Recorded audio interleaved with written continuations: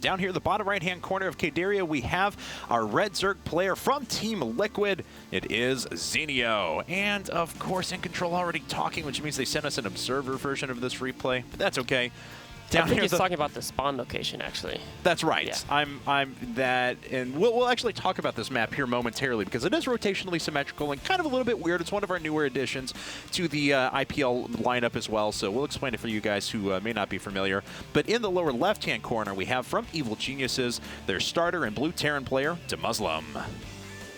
All right, so the map is Caderia now, and as you guys can see, a couple of things about this. Got a pretty wide main there with a little gap that is actually accessible from the fourth. That fourth, of course, containing fewer resources per base, just 6 mineral patches and 1 rich Vespian geyser. A couple of things to note. Once you get out to your third, it's actually quite a wide area to defend. In TVZs, we've seen Terran players posting up with huge siege lines. So you said you've been able to play a couple of games on this map, so you have a little bit of experience. Yeah, I have. I definitely feel it's tough. I mean, Protoss is always one of the races where you really want that tight third, especially against Zerg, and even against Terran too, just so you can use force fields better.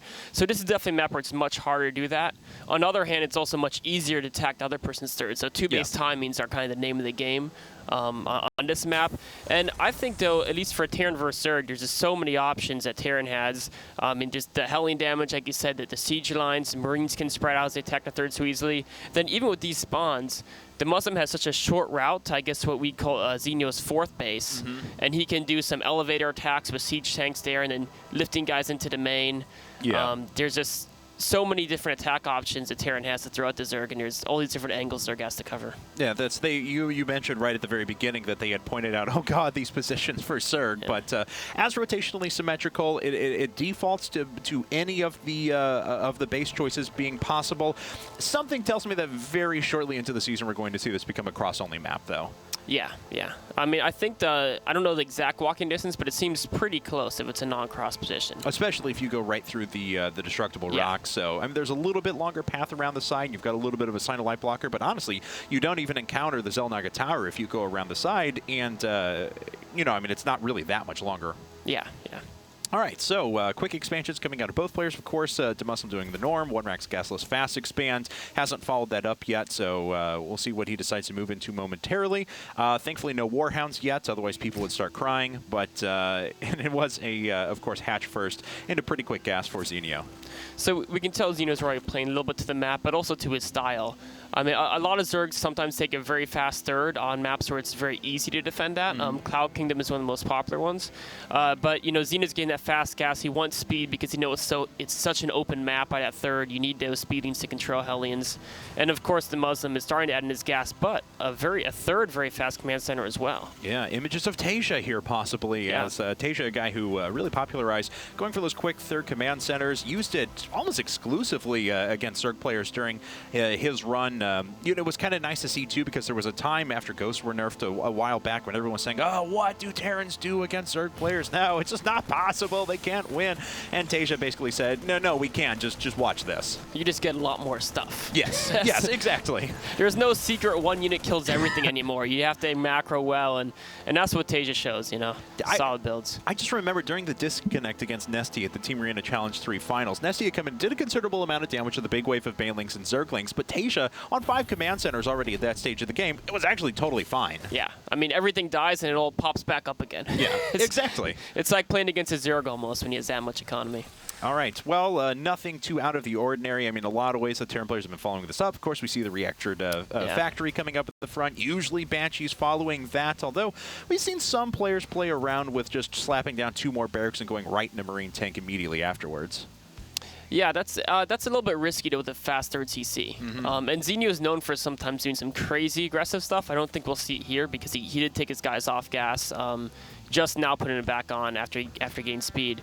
But Zenio is definitely someone who will throw roach rushes and Bane busts at you. So I think DeMusliM wants to get those Hellions out to see what's going out on the map. Yeah. I mean, right now, I don't think he has any vision outside of his natural. No, I don't believe so either. We'll take a look at his vision. Yeah, I mean, he scouted where his opponent was at. He actually brought the Marine all the way back, just went over there, said, okay, you're here, and decided to head on back home. Of course, that starport is on the way. Inevitably, we'll see a tech lab pretty soon or so, I would imagine. Yep. Yeah, there we go. The Banshee just helps so much. I mean, it used to be you could just run around with Hellions and kill drones, but now with the Queen range and stuff, it's so much better if you have 2 angles of attack. And that's, I mean, almost every Terran has been opting for some type of Hellion Banshee opening, or some Mass Marine type play.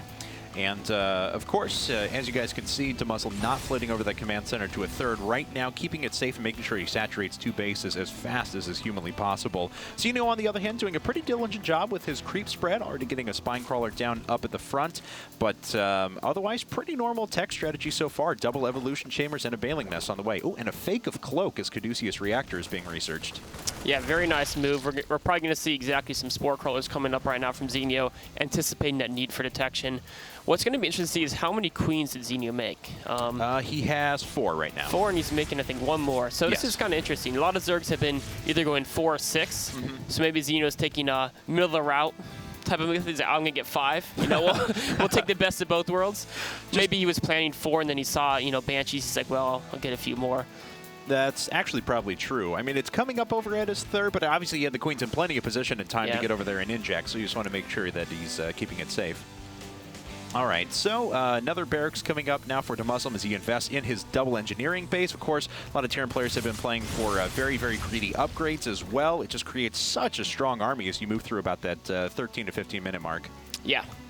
And Zenio's slightly ahead in those, as he did start his Evos earlier, but usually where Zerg gets slowed down in upgrades is that 3-3 on the hive tech.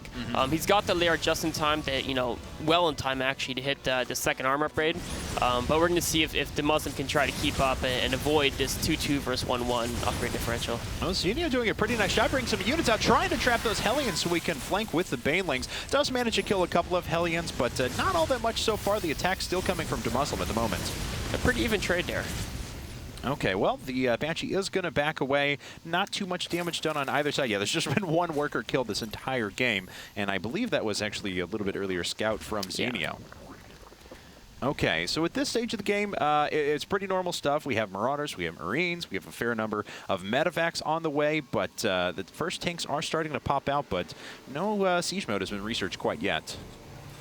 No, it's kind of interesting. You know, I think it's based on a scout that he saw the drone count and he said, okay, nothing's coming at me right now. I can delay siege in favor of getting, you know, all my reactors, tech labs, etc. going, and just hold on to that gas a little bit longer.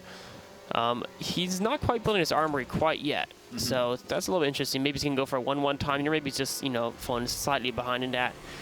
And Zenio is actually his Spire.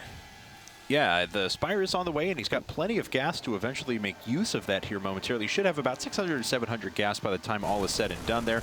Nice job by Zenio just to be diligent, make sure he drops down creep to prevent that orbital command from landing. But yeah, I mean, DeMusliM is way more interested in his unit production at the moment. Finally, the armory is on the way, and it looks like it'll finish about 10 seconds after the upgrades do. Not too bad. Okay, so now at this stage of the game, it's kind of an interesting position because Zenio hasn't been able to put on any pressure quite yet. He's got a few Mutalisks coming out, but what is he looking to do now? I mean, is he looking to just expand across the map, or is he looking to try and just do big waves of aggression off of 3 bases? The fact that he hasn't even... Okay, now he's starting to... Just as I'm about to say that, he's changing his plan. He's taking this... I thought for a while he might be gearing up for that giant 200 food, 2-2 Banine Zergian Mutalist attack. Sure. That's gone very common. But with his base at the very top, that's almost saying that he doesn't want to fight. He wants to use this base as leverage so he can counterattack. And then if these trade your thirds... You know, he's still got this secret third or whatever that can replace it. So this puts him in a very great position for this type of base trade style play, which I think he might be choosing based on the map because there's a lot of really strong tank positions that are hard to break. And at the same time, he decided to put down Infestation Pit basically all at once. So he's clearly planning for higher tech now. We will see Hive momentarily. He gets in with a couple of Mutas, picks off a Mule and maybe a Worker. No, not even a Worker. Loses a Mutalisk for his efforts, but of course that does serve to keep DeMusliM pinned in for a little while. We saw he was getting out on the map a bit. Yeah, and this is such a strong play, is being very greedy, getting an extra base, getting hidden upgrades, getting your tech fast with the Infestation Pit, and covering it by threat of counter. DeMusliM may have a strong army, as you can see he's actually ahead in supply right now, and he's got, you know, Marine tank tends to trade very well if it's in siege mode and in position. Sure. But Zenio's like, it's okay to be weaker because I'm not ever going to fight you. I'm just going to rely on these counterattacks. He's got all his army in the middle so it can react to, you know, any direction very quickly. just playing a very, using his Zerg mobility to his advantage right now. He's going to try and swing around the side here, but DeMusliM has always been very diligent about putting down a very, very good missile turret ring, and this is no exception. Zenio's Mutalisk's not going to poke in and do that much damage. Almost overkilling those missile turrets there. It is. That's, what, 5 up at the top? We saw 1 million around the side, so that's 1 million and 5. That's a huge resource investment. Yeah, it's almost in Brood War you had to do that. But Terrans have since then made their missile turrets a little bit stronger. Renovations have occurred, and maybe don't need quite that many. But they're pretty cheap. Meanwhile, he's gearing up for this massive push, and he just wants to be sure he's safe at home while he executes his push. And I love, he's actually floating the orbital command as if he was going to take this base initially, but that is completely covered by creep and will be strongly contested by Zenio. It's definitely going to take some time to beat that creep back. Here comes a little bit of a counter. Yeah, and most of the units making their way through, but the Siege Tanks were actually in a very nice position there, and they target fire out a lot of the Banelings, so a lot of the oomph of Zenio's army is taken out, and he's going to have to react pretty strongly to this. Yeah, it was kind of interesting. Zenio really keyed up his whole strategy for these counterattacks, and then, I think he smelled blood in the water and went in there, and might have been a little mistake, and DeMuslim's going to jump on this. He knows Meta's out of position, sending these medevacs in for this drop in the main. Oh, but 2 queens and some Banings there to greet him. Yeah, and the Spore Crawler's already done a pretty good amount of damage here, but look at this. DeMusliM just going to get in position underneath the main and start ferrying troops up. Already we can see that Zenio's positioning his units around the third, but doesn't have an opportunity to move in there quite yet, investing in quite a few cheap units. A lot of Zerglings coming out as he delays for that Greater Spire to pop up. Yeah, and we can see DeMuslim's really utilizing the map with those tanks tucked in that fourth there behind the minerals, covering both the front push and the elevator pushing the main at the same time. And, with just Zerg and Billion, it's so hard to break this formation. And this is kind of, where I think Zenio might need to really work some counterattacks, but he thinks he can just hold it straight up, delay long enough to get those Brood Lords out. I mean, just with DeMusliM on 3 levels right now, he's protecting his drop up at the top from 2 different levels of tanks. It's such a strong position for Zenio to try and break that. He does have this base mining, like you were talking about, up at the top, so in a situation where his third goes down, it's not like he's out of it immediately, but it's still going to be very tough for him. Now, well, the third macro hatch went down. Hatch number 2 is going to come under fire shortly. Thor's there kind of leading the charge. Great surround there, though. Yeah, it actually gets in there, takes out the Thor pretty efficiently, magic boxing with the Mutalisks above just to make sure he doesn't take any unnecessary damage. But a much larger drop has started to make its way into the main, kills the hatchery, going after the spawning pool right afterwards. Luckily, the hive wasn't there, but it's still a very bad move. Loses that adrenal gland upgrades, and also now he can't make any more spine cords, any more Zerglings. It totally shuts down all his production. And DeMuslims are doing a very nice job of bringing his units back to the tank line very liberally, making sure that he doesn't overextend and he kills as many Zerglings and Banelings on the way out as possible. So now taking a look at things, it's 3 bases versus 3 bases. Zenio trying to retake a 4th up in the top right. He does have 2 Broodlords on the way in addition to the 6 that he's already made, but man, it is still going to be a very difficult proposition to break this position. Yeah, definitely. I mean, these tanks are leapfrogging forward. Where are all the Broodlords? There's only a few Marines there, so I think he will be able to hold this. In fact, DeMuslim seen those Broodlords, decides to hightail out of here. And now the question is does DeMuslim know about those top bases? If he does, there's nothing to stop him from going up and killing them right now. And he doesn't know that they're there yet, but was starting to position his units slowly but surely up there. Zenio doing a nice job at chasing, picking off a couple of units as he moves along, but DeMuslim still doing a very diligent job of cleaning out that creep as he goes away. And this is a situation where Zenio, if he didn't have those top bases, would be in such a bad spot. I mean, he would be only mining off 4 gases. DeMuslim's got 3 starports on the way and can easily produce enough Vikings to counter these Broodlords, but Zenio's production is not as stymied as DeMuslim would hope it to be.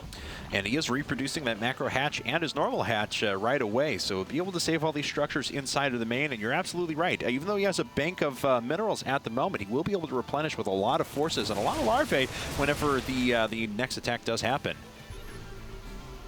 So DeMuslim, I think DeMuslim doesn't realize about those bases because he's happy to sit back, he's going to hold the middle, and he's like, okay, I've got you down to 3 bases. I've got 4 of my own. I'm just going to wait you out and be able to, once my macro catches up with all these starports, I just be able to outproduce anything you throw at me. But, Zenio's got his tricks up his sleeve. Oh, no. Look at those Marines. Wow, those are really, really powerful at 3/3 wisdom and 2 medevacs overhead. That spawning pool is perfectly placed around those Marines. And so, unfortunately, another spawning pool goes down. I'm not sure if Zenio made 2, though, but look at this. DeMuslim finally being very diligent about his scouting now is made aware of these bases up at the top. But now the question is now that Zenio has rebuilt his army, and with DeMusliM moving up to the top, there may be some counter potentials here for Zenio. Or he might even just be able to defend it straight away. Well, he's sending his Broodlords up for sure. He's got a few Infestors in tow behind, but that Queens are going to get allow... left behind on this track. Yeah, I know. They're slowly making their way out there. Even Broodlords can outrun them when they're off of green. Yeah. Wow, that is a quick base kill, though, for DeMusliM, and he's slaughtering a lot of drones on his way out, making his way up, trying to reinforce with more units. Can he catch these Broodlords in time? Looks like he is going to be able to actually surround and kill quite a few things here. The Queens are just a little bit too far behind to get into those transfusions, but the Broodlords kite away perfectly. Yeah. Marauders are a little bit bloodthirsty there. Well, the Broodlords did survive for the most part, and there's only a handful of Marines left here, along with one Viking, so the force would be killed, even though there's not a ton here for Zenio. It does kill everything that DeMusliM has eventually, and he's done his job. He's killed the base, and he's getting out of there. And Zenio adding a lot more Broodlords right as DeMusliM is starting to really up his Viking production.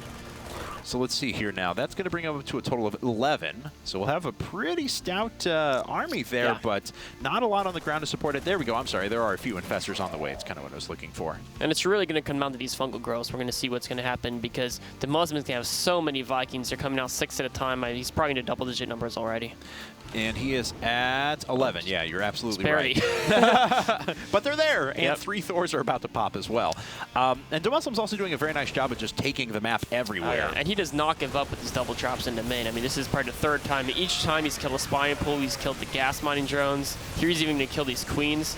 And it's interesting, Zenio's actually adding a lot of Queens to his army right now, which is, I think it's really cool. There's 3 more in production. I mean, they keep dying, but if you can get a lot of them, we've seen in a couple of cases how these high queen counts of transfusion can just make these high-tech late-game battles just absolutely Zerg favored. Now, Zenio is trying to drop on the left-hand side, but DeMuslim's doing a good job of pulling him apart. He actually moves away with 1 drop as he moves through to this base here hidden in the top right-hand corner. He's going to siege up. Oh, a lot of drones that were transferring just absolutely get slaughtered, but Zenio's just going to go for the base trade. Yeah. And this is an interesting situation because it's going to take Zenio longer to pop through these bases, but, you know, if his army can't ever be stopped, eventually we'll get through everything. And, you know, DeMuslim's going to have to come to grips with this mass-brooded army at some point. And he's had such indecisiveness. He actually ran all the way up into the base, all the way back down to about the middle here, and then started to split his forces back up to the top. This has allowed Zenio to kill a base without even taking a unit loss so far. Yeah. And the other problem that DeMusliM has is all his production is going to be cut off from these Broodlords, whereas Zenio's production is very mobile. It's air units, or it's coming out from the main, and which isn't cut off by DeMuslim's force. DeMusliM, I like this move here. He was thinking these Marauders would clean up these bases, and the rest of his army could go back to defend. Unfortunately, so many Zergians defend actually the top right from those Marauders. And meanwhile, great fungal growth in these Vikings. Does he have enough energy, though, to continue those? Looks like he has a couple and a good number of Vikings. More. No, he just needed one last one. The Corruptor is being repeatedly transfused over and over again. That Corruptor was actually transfused like 4 or 5 times, and the rest of the Vikings do get cleaned up. What a remarkable display of micro there by Zenio. There's the sick from Rhett, too, in the observers. And Rhett is not easy to impress. I can tell you that. Yes. That was actually unbelievable. I am really, really impressed with this, and DeMusliM is actually a bit on the ropes. Yeah, I mean, he's still got this massive Viking production, but now he's at the point where his economy is actually kind of in shambles itself. So even if he does clear up this army, Zenio was able to preserve one of his top right, actually 2 of his top right bases throughout all that. So Zenio's economy is actually still very good. Oh, a lot of Vikings here from DeMusliM, though he's not out of it yet. Okay, well, that's a little bit of that Broodlord force has been dispatched of the Queens, just trying to transfuse for everything they've got. But DeMuslim's mining was largely being contained. When the action goes, I'll actually show it to you guys here in a second. But yeah, that Viking count is getting ridiculous. That is correct, Rhett. But, you know, I mean, so far, look at this. I mean, he's overloaded this base just to drop down as many mules as he can. He just recently took this left side base, but he hasn't really had a chance to use it yet. No, hasn't even decided to drop down any excess of mules there as well, which is kind of interesting because he will be mined out very quickly on that 4th base in the middle. This is an interesting mix of a Terran squad. It's like 4 of everything. 4 Marines, 4 Vikings. It is, though. Only 2 Thors, but they count double. Exactly, yes. Oh, he ducks in with a couple of Infestors. Didn't have energy for fungal growth, though, unfortunately. Wasn't able to ward those units away. Not taking the bait there is DeMusliM. And this base might fall from Zenio. Yeah, so once again, he's winning this little tug of war. I mean, essentially all the mining for Zenio is being done in the top right-hand corner. May have a modicum going on here. Yeah, just a tiny little bit in the third, but now that tug of war goes right back as Zenio reinforces and starts to push the forces and from if these Thors back. die, that's really going to take the heart out of this army. Yeah, actually, one of them have already fallen. The second goes down very quickly after that. Once again, 106 supply to 122. Oh, more bio comes up, though, from the bottom. That bio is cheap to produce, and it's doing the job. Oh, these queens here, they're going to be left behind. Too slow. Oh, queens off of creep just make me so sad for the future of the Zerg race. All right, well, that's still a decent number of infestors, but they don't have any energy for now, so Fungal is not going to be a factor for at least a little while. What's the highest energy one? 61. Okay, so it looks like there are a couple that are getting close, but Zenio still has to delay for a bit for those to become useful. Yeah, he does, and this is really DeMuslim's moment to probably take a big bite out of Zenio's economy, because these top right bases, you know, Zenio has that Broodlord Infestor army, but it can't really get to the top right. Here's a drop, just what DeMuslim needs. And there's nothing. Oh, never mind. He's got some speedings there hanging around. He knows it too. He knows what DeMuslim would be up to. But while he's dealing with that, there's this base here coming down to these Marauders. Meanwhile, he's sending more units up, some more Marauders and tanks. Is he going to send these to the top right, or is he going to turn back and try to preserve this army is the question. Well, Zenio finally does have a respectable amount of energy on the Infestors, so he can start to engage it if he can get those clumped up a bit. Looks like this Overlord has picked up on the base on the left-hand side once again, so not a surprise at all for Zenio. Another drop attempt here. How many workers have been killed so far? 64 to 39. Not a good game to be a worker. No, definitely not. We can see DeMuslim here is being a little bit trying to hide his army at the top, trying to be a little bit elusive, because he knows his army can't match Zenio's, but he wanted Zenio to move out, and then he would move in, knock out these top right bases. Unfortunately, he got caught. Zenio has found him, and this army is definitely going to go down. Oh, wow. And Zenio has such a nice position here with the speedlings that were sitting up on the high ground. A little careless with a couple of those infestors there, as another drop actually makes its way in for DeMuslim again. But still, this is that was a great turn of events there for Zenio. Yeah. As long as he can get back in time to save his hatchery, it'll be almost a complete win. Drones all ran. But you know what? His army's just ditching his hatchery. He's not going to save it. No. But he is going to kill the Muslim's planetary over here on the left. Yeah, and that's pretty much all the mining that DeMuslim has left. There's just a token amount of minerals that are sitting here outside of the fourth, and DeMuslim will need to start floating over some orbital commands to more bases here in a bit. Yeah, he will. Or he'll need to knock out this top right base, because now this is Zenio's only mining base as well. Okay, and was he able to make his way over there with the drop? No, it looks like the Corruptor plus the Wings. Yeah, they're able to take it out pretty easily. Oh, Vikings on the move with no... Oh, there's a few Corruptors here, but way too many Vikings. And a nice job to DeMuslim. Was splitting those up for a second to make sure that Fungal wouldn't be able to take those out, but no Fungal available, not enough energy. This is a little ridiculous way to start this set, I have to say. Definitely. I mean, this game is getting really scrappy. DeMuslim with almost no income, Zenio with only one base, but DeMuslim has a decent Bioforce reassembly. He's got some orbitals trying to find a home, and Zenio just lost all his Broodlords. That was his ace in the hole. And that's the thing, too, is you actually take the difference in workers out of the equation right now. The army supplies are not all that different between our two players. And his Zerg army is almost entirely Zergins. Yeah. Okay, you weren't joking. That's 100 Zerglings that are on the field. Now, of course, that's still 100 Zerglings. that's absolutely right. And but you know, if there's no tanks out there, there's no threat of AOE. So there's a lot of Vikings, but they don't do too well against Zerglings. No, they won't be great for harassing though. Yeah, and it looks like that's exactly what he's going to do. He's sending squads of Vikings out now to go ahead and pick away at these bases. And this is perfect because, I mean, as long as you know the Zerg doesn't have a pack of infestors nearby that has a lot of energy, there's really no risk of this. I mean, one fungal can take a few, but we can see he's doing a great job spreading. And if it's only one fungal, they can survive that without a problem. This is pretty devastating for Zenio, but at the same time, he's going to assault his opponent's production. I don't think there's any forces sitting there, and it looks like he's actually just going to be able to bully his way up the ramp. Definitely, definitely. And this is a sacrifice I think DeMuslim is willing to make. I mean, if he can trade his production for his opponent's economy, that's great because his production is of almost no value to him right now anyway. Yeah, his economy is just so low at the moment. He does have one orbital command off the left-hand That side. overlord there kind of spoiled the party a bit. So not the most efficient mining, but at least it is mining being done. I mean, it's still mules, right? Right. Oh, God. Yeah, that's our Axlov. Well, the last couple of hatcheries here taking some significant damage. Looks like this force was finally cleaned out off to the side. Again, the production is just being ravaged, but DeMusliM gets up, floats away. Oh, Speeding's here shutting down his last economy, and this is really not what he needed. He sent his army back to deal with Speeding's in the main. Another little squad comes and here stabs at his base. And all right, so let's go ahead and see here the medevacs. No, they're okay. The infestor's not able to catch up, take advantage of that. And now Zenio sending everything up to the top right-hand corner just to make sure you can defend this as well as possible. I mean, at this point, that's really what he has to do. As long as he can deny the mining at that left base, if he can just hold on to his bases, you know, rebuild some of his forces, the game will be his. Okay, well, DeMusliM is actually finding a way to sit here for a little while, and the Overlord was now far enough away that he could get that command center where he wanted it. But again, no threat of splash at the moment, and oh wow, actually need a few more supply depots here for DeMusliM to be able to do anything else. That's the problem with losing your main. Yes. We don't have a lot of supply.